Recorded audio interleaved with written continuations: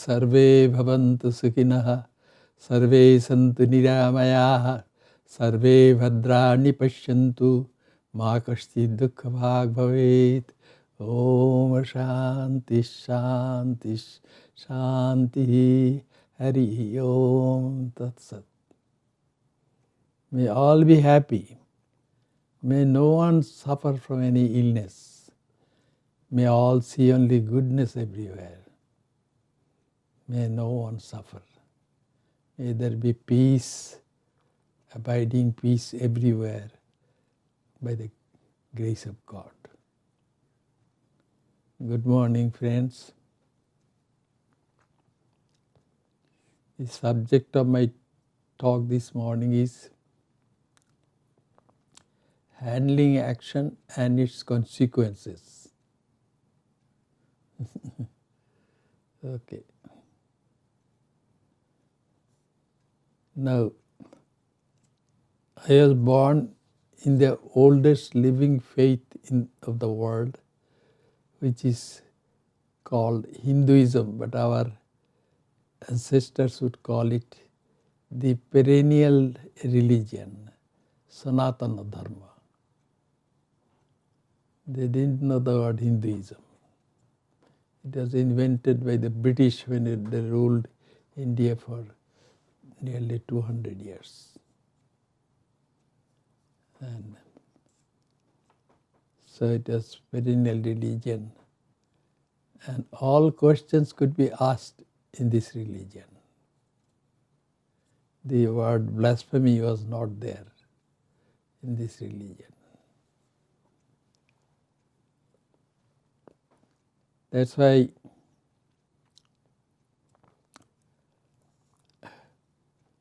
when the word action, which in Sanskrit is called karma, is used in our religion, then people ask these questions. What is action? And the answer, of course, is there. All the answers that have been given, they are still in store in Hinduism. So, what is action? Action or karma in Sanskrit. The answer is Indriyanam Vyaparaha Karma.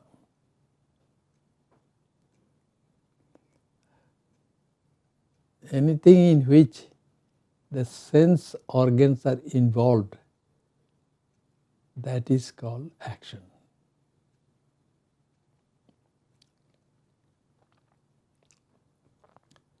How many organs are there? According to Hinduism, there are 11 organs. 5 are called Gyanendriyas, sense organs, and another 5 are called Karmendriya or motor action, and the 11th one is the internal organ, which is the mind. Every person is equipped with these organs, and when that person's organs are involved in any action, then its results will come to that person.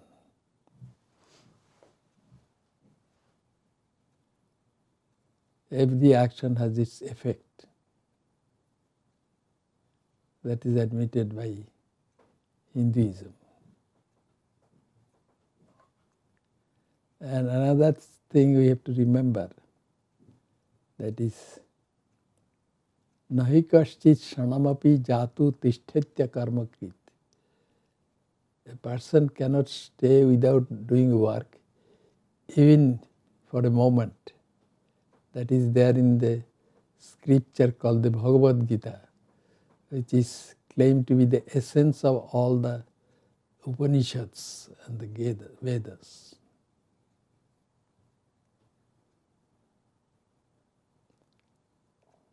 Gita sugita kartavya kimannai shastra vistarai if you chant the Gita frequently, then what is the use of studying other scriptures? That's what the Bhagavad Gita says. It is the gist of all our scriptures. And this Bhagavad Gita says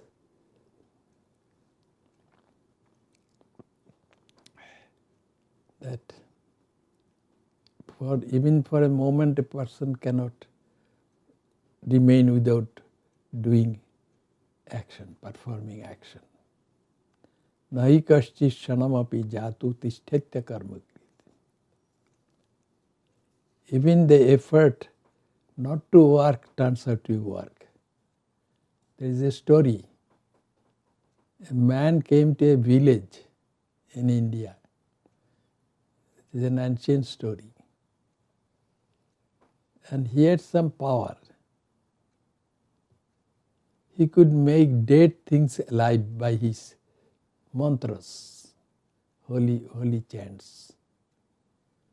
And he would usually bring a pet dog with him, and then he would chant a mantra and the living dog would die. And then he would chant some other mantra and that dead dog would become alive. That amazed the people everywhere. So he went from one village to another and people liked to watch him perform, killing his dog and making it alive by mantras, by holy words. So there was one boy in a certain village, and when this man went to that village, this boy took care of him, gave him service, and then that man was pleased with that boy. Then he said, "What do you want, my child?" Then the boy said, "Please teach me how you make dead things alive." Then that person had given his word that he would teach that boy or he would give that boy whatever he would want. So he was bound by his words. So he said, "All right, I will teach you that those holy words by chanting which you can make dead animals or human beings alive." Then he said, "But you have to be careful about one thing. Before chanting the mantras, you should remember this, that you must not think of a black cat. If you think of a black cat, then the mantra will not work. Then the holy words would not work." The boy said, "Yes, sir, why should I do it? I am not going to think of a black cat." And that man left the village.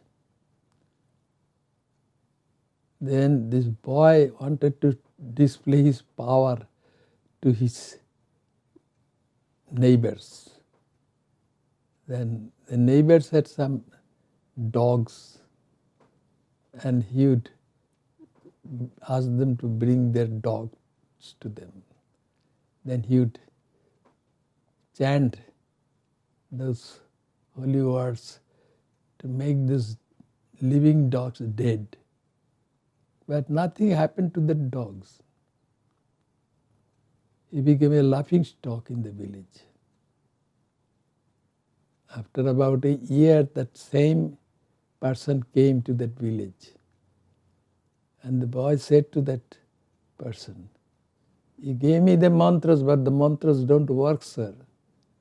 Then that gentleman said, "Well, I asked you to be careful about one thing. I asked you not to think of a black cat while chanting the mantra." Then he said, "Well, I obeyed your advice and Before chanting the mantra, I said to myself, I won't think of the black cat. I won't think of the black cat. Then that gentleman said, well, that is as good as thinking of the black cat.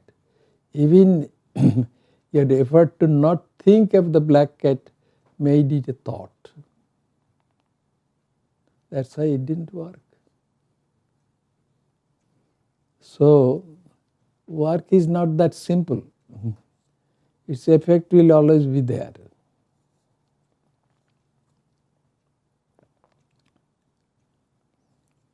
And such effect of action is called in Sanskrit karma phala. That means the fruit of action. So, every action produces effect, according to Hinduism, depending upon whether that action is good or bad. But how to know which action is good and which action is bad? Well, the answer has been given. That is, selfish actions are considered bad. And good action means unselfish actions are good actions. Their results also are different. Selfish actions create bondage for the doer. An unselfish action does not create any bondage.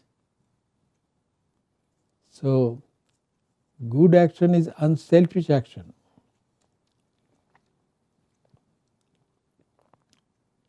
This bondage is called attachment also, attachment to action. There is a gentleman who had a friend in America who used to grow fruit trees. And this gentleman said to his friend, would you like to go and visit Europe? Come with me. I'll pay the expenses. But that friend, that fruit grower, he said, no, I'm so sorry. I planted a new sapling. Yes, I want to make sure that the fruits grow in due time. That's why I cannot go. So this man, who unknowingly was tied to that plant which he had put put on the ground.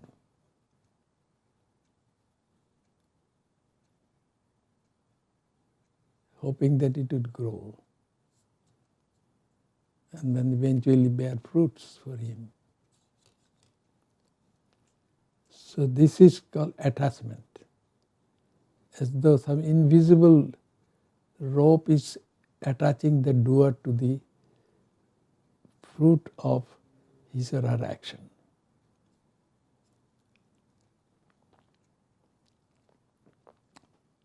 So this is what the result of action does to the doer of such action.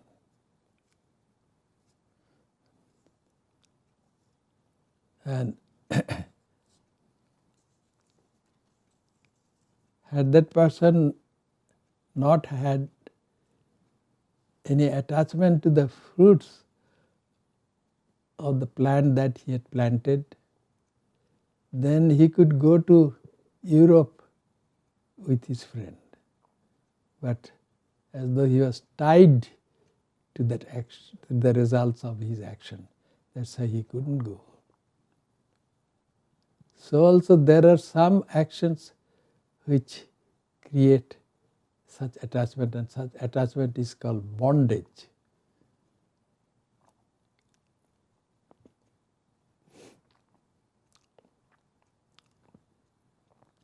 And it is selfish action which creates such bondage. Unselfish action does not create such bondage. That's what is taught by Hinduism also. And every action has its effect. Nobody can escape from such effect. I mean, the doer cannot escape such effect. But as long as the doer has performed selfish action, the results will create bondage for that person. But if that person has performed work unselfishly, then there won't be any such bondage. Such action is considered good action.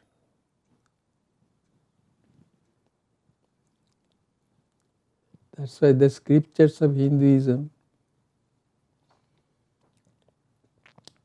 teach that all action has to be performed not for the doer, but for God. Let us refer to a divine incarnation. They are the teachers, spiritual teachers for everybody. And let me refer to Sri Ramakrishna, who was a divine incarnation. So,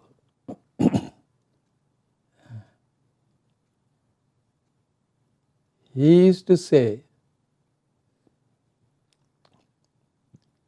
think that your house is not your house. It is God's house. And you are also God's child. If you are married, then your spouse is also God's child. And if you have children, they are not your children, but they are God's children, not grandchildren. Excuse me. So, this is called spiritualizing the secular activities.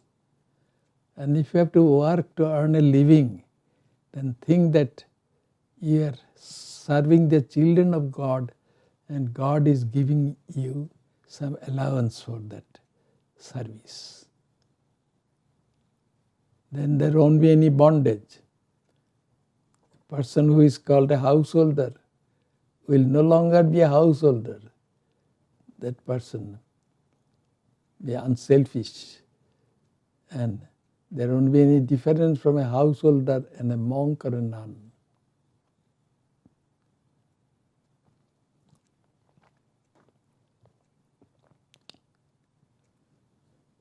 And as I said, every action has its effect, good or bad.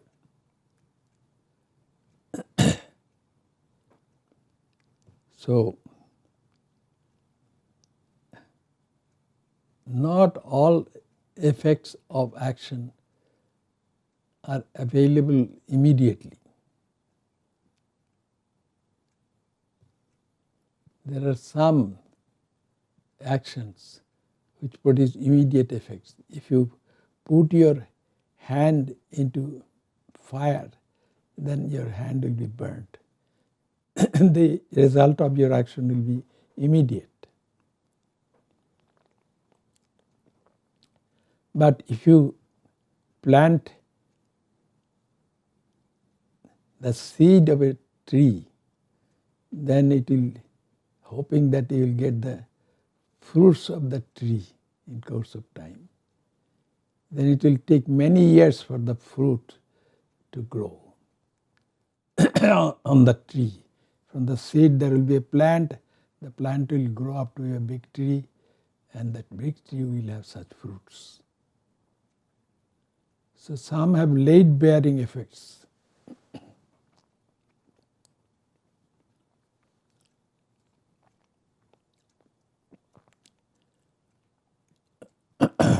And in Hinduism, some Sanskrit terms are used. They say that the action which is being performed is called kriyamana karma. Karma means action. And then some actions are late bearing. Therefore, these effects get stored up.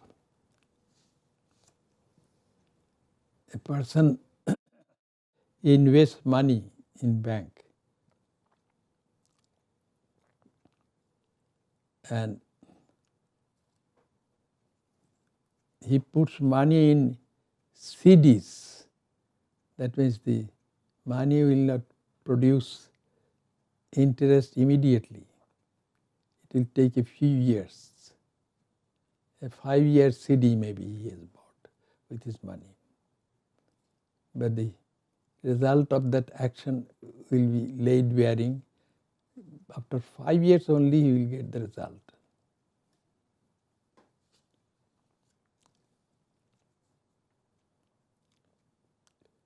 But after investing that money in the bank, if he dies after 1 year, then also his money will be in the bank and the results will not be available at that time.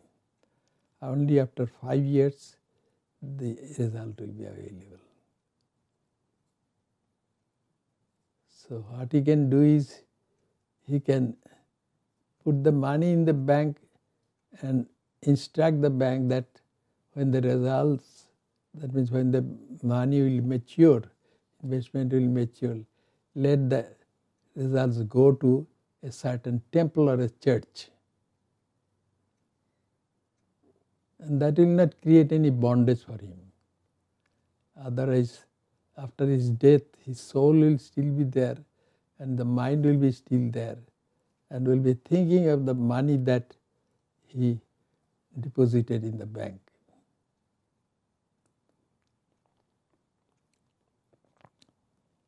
And according to Hinduism, this thought will bring him back to the world. And he will come back to the world as a result of his past action, so to say.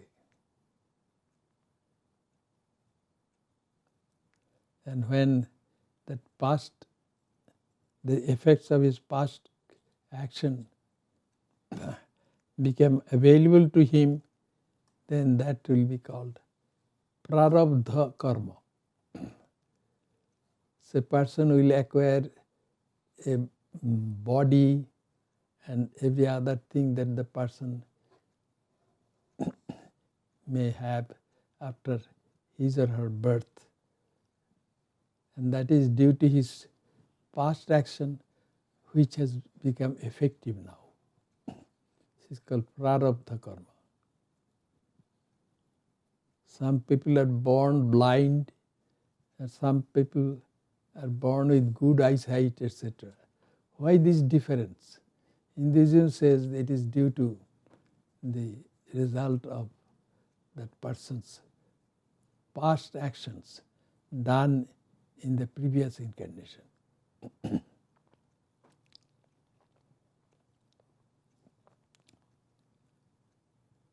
And nobody can escape the effects of such karma.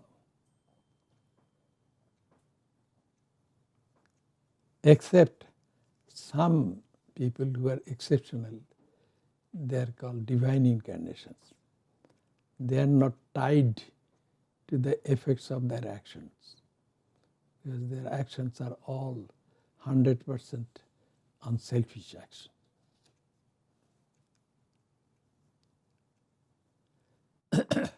There are some activities which produce immediate effect.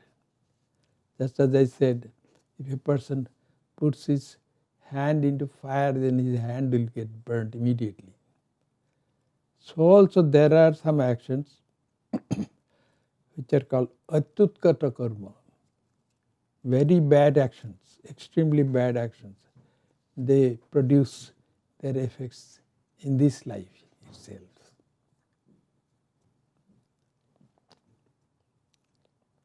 Extremely bad action.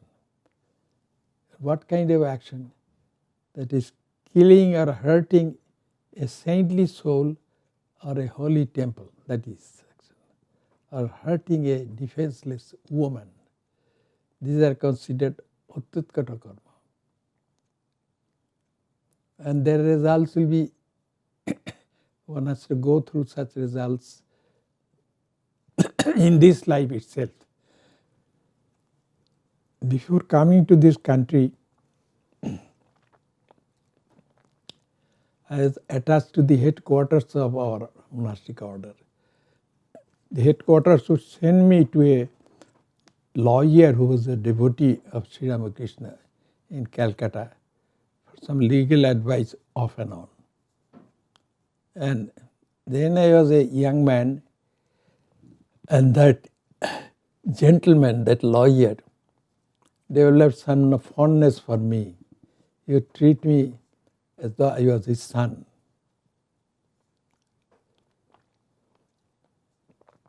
And as he was a devotee, he would talk to me about religious things also. And he would not charge any money. His service which he would give to the order was free service, selfless service.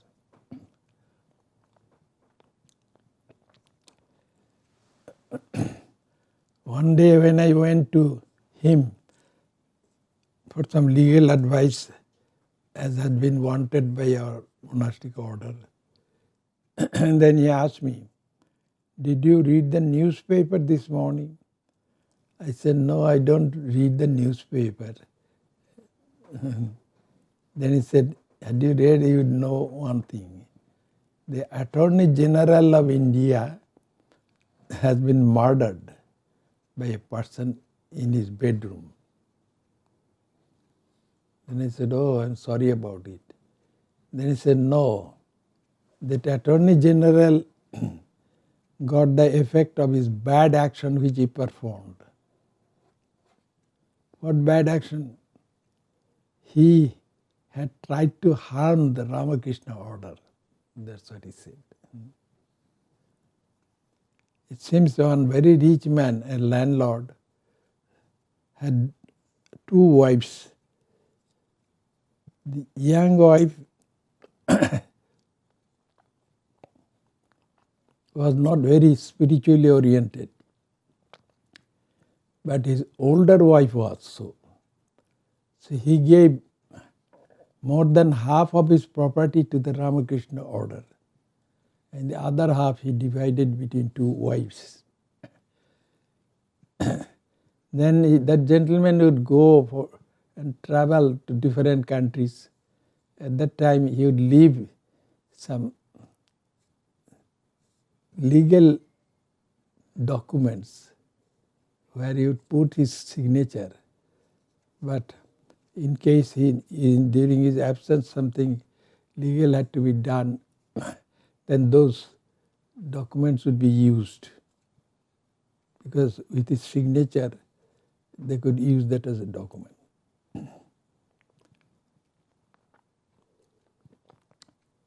Then that gentleman died suddenly, and in his last testament he had given half of his property to the Ramakrishna Order, and the other half was for his two wives. But his young wife did not want to give any money to the Ramakrishna Order.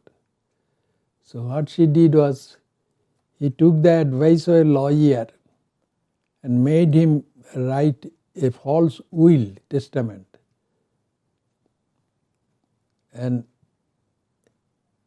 according to that testament, she was given most of the property and only a small portion was given to the elder wife of the departed gentleman.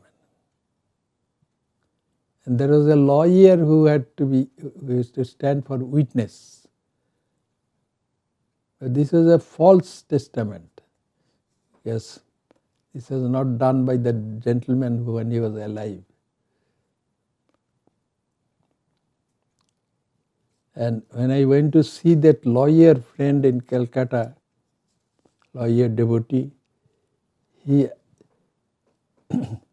said, "Do you know why that Attorney General has been murdered?"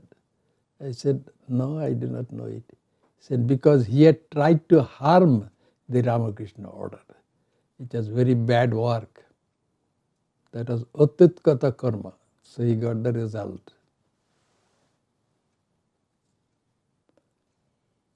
That's it. And the lawyer who stood as the witness and signed his name on the document, false document. He one day came to that lawyer friend of ours in Calcutta with a sad face, saying that whatever money he got for that work, he put in a bank, and the bank had failed and he lost all the money. So such results are immediate. So this is called Untitled Karma. We had, or we still have, many centers in India. Only outside India we have a handful of centers. But in India we have educational institutions and hospitals and temples and all those things. Many are there. And people know about our order. It is called the Ramakrishna Order or Ramakrishna Mission. They know about us. So we have a large educational center just next to our headquarters. It is called Ramakrishna Mission Sarada Pitha.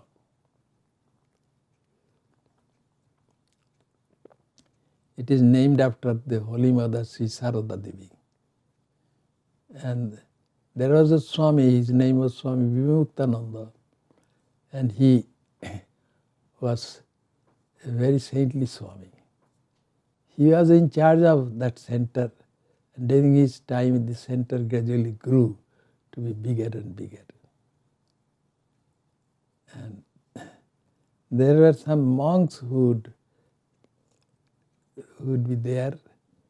They would help Swami Bhaskarananda to run that place.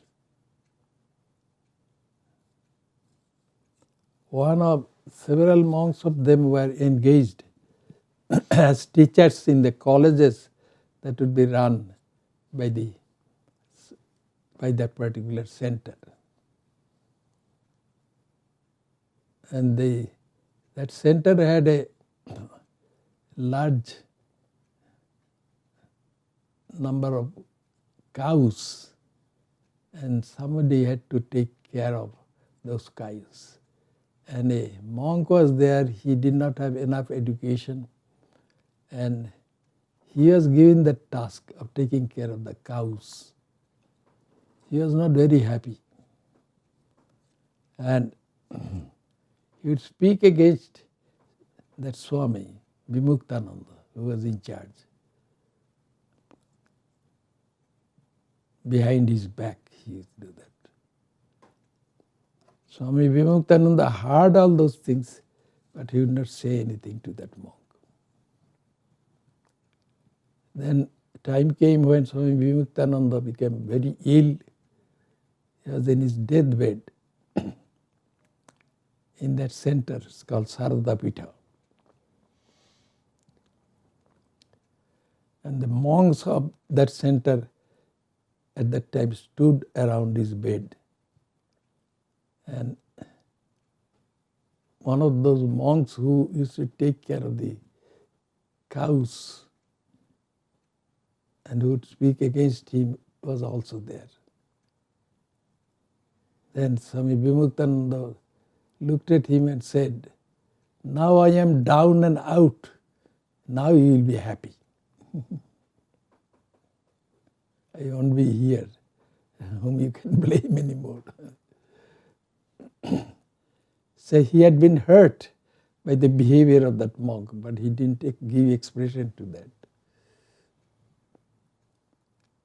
And that monk, after the passing away of Swami Bhaskarananda, was sent to some other center of the Ramakrishna Order in India.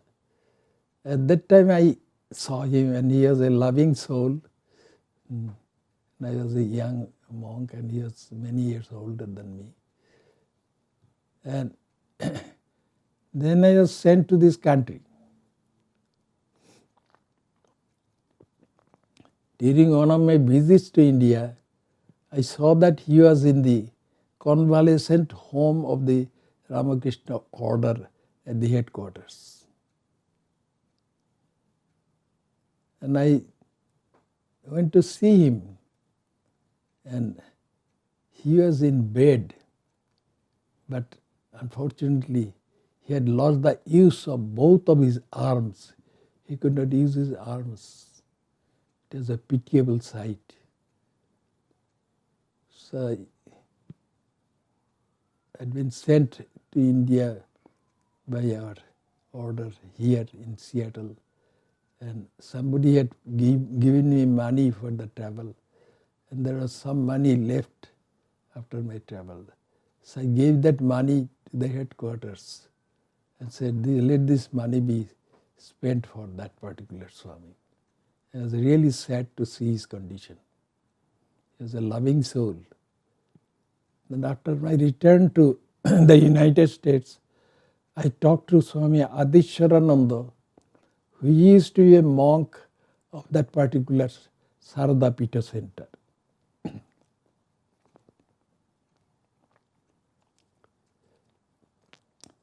And I said, I'm so sorry to see the condition of that monk who used to be in the Sarada Pita center. And then Swami Adisharananda Swami said to me, he would call me Jyoti Maharaj. Jyoti Maharaj, you don't know the past. This monk heard the feelings of Swami Vivekananda so much that in his deathbed he said, I'm down and out, and from now on he will be happy. He should not have done that. So I am not amazed at hearing the condition of that monk, that he has lost the use of his two arms. He gave such pain to Swami Vimuktananda. So this is Uttutkato Karma. So how to get rid of the effects of our action, good or bad? Well, if we perform our action selflessly, then that is possible. That's why Sri Ramakrishna said that every action has to be performed selflessly as a service to God. Then after death we will become free from the obligation to come back to this world. We will be with God at that time. This is what is taught in our scriptures. So divine incarnations, they come to give us such teachings. From them we learn all these things. And what they teach find place in our scriptures. So Sri Ramakrishna taught that we should perform all our action as service to God, selflessly. And if we do that, then we won't have to be born again to suffer in this world. So this is a great teaching. So this is how we should handle the effects of our past action. We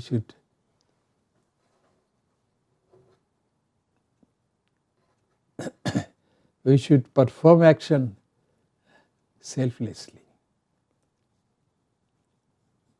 And whatever happens to us, we should think that that is the doing of God. And then there won't be any more reincarnation. We believe in reincarnation to suffer the consequence of our past actions. This is a great teaching in our scriptures. So we should be careful about that. We should not cause anyone else to suffer. That's why Jesus also taught, love your enemies.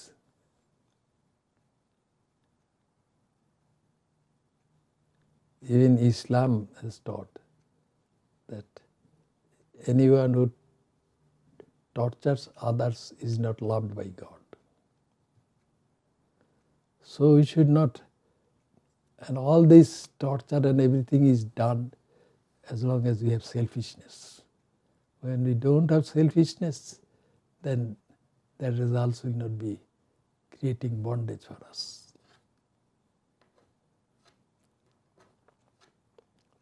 This is how to handle the effects of our past action and present action as well. And thank you for your patience.